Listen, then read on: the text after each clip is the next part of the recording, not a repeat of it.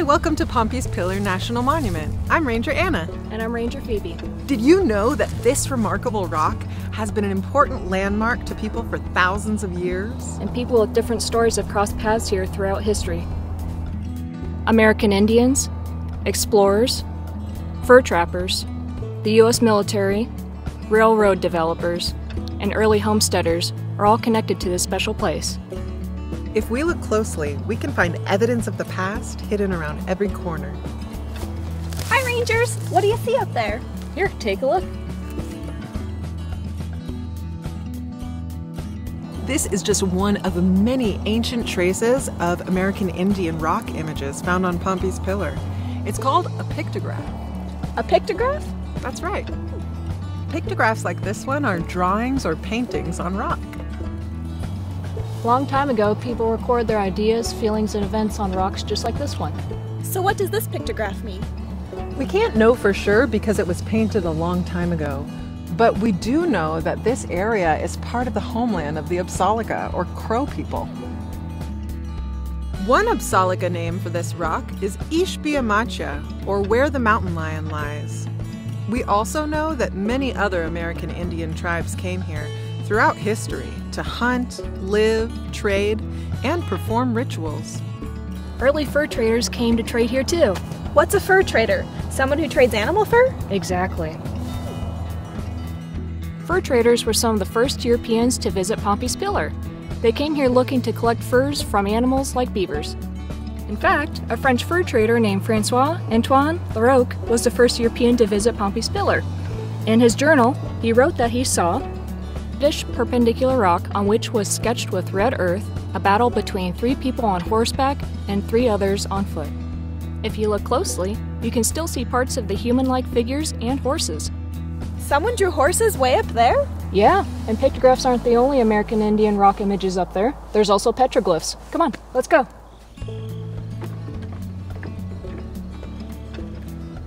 Petroglyphs like this are carved into the rock using sharp tools. I can see it, but it looks like it's fading away. They're slowly fading away due to weather, erosion, and human vandalism. These won't last forever. That's why any rock images you see must be respected and left alone. That way, their story can be told again and again. Other people throughout history have come to this very spot and left their mark. Look over here.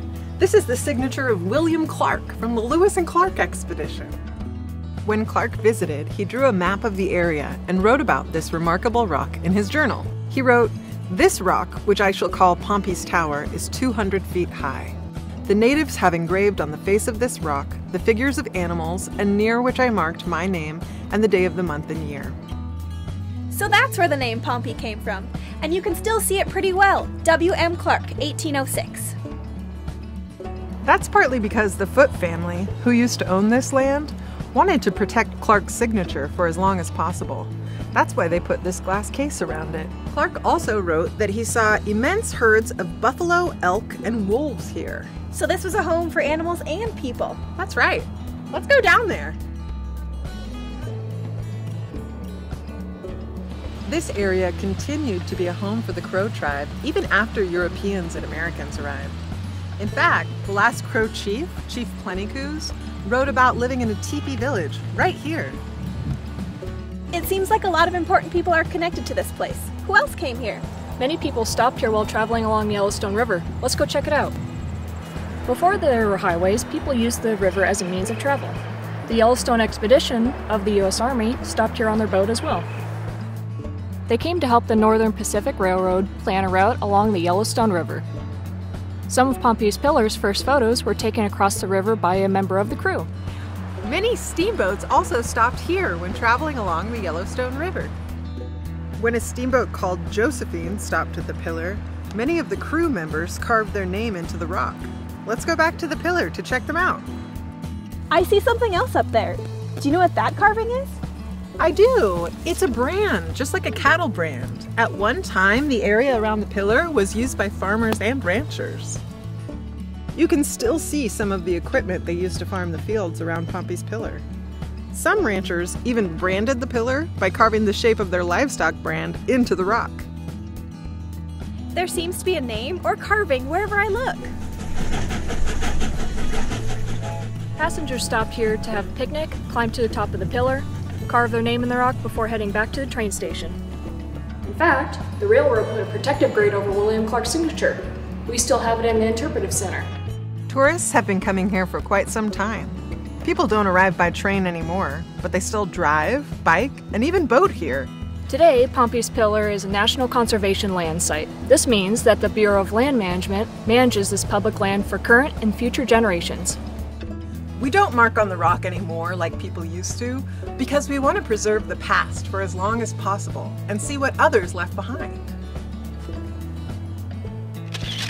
Record memories, not your name. There is all kinds of evidence at Pompey's Pillar. We talked about a few today, but there's still more to discover.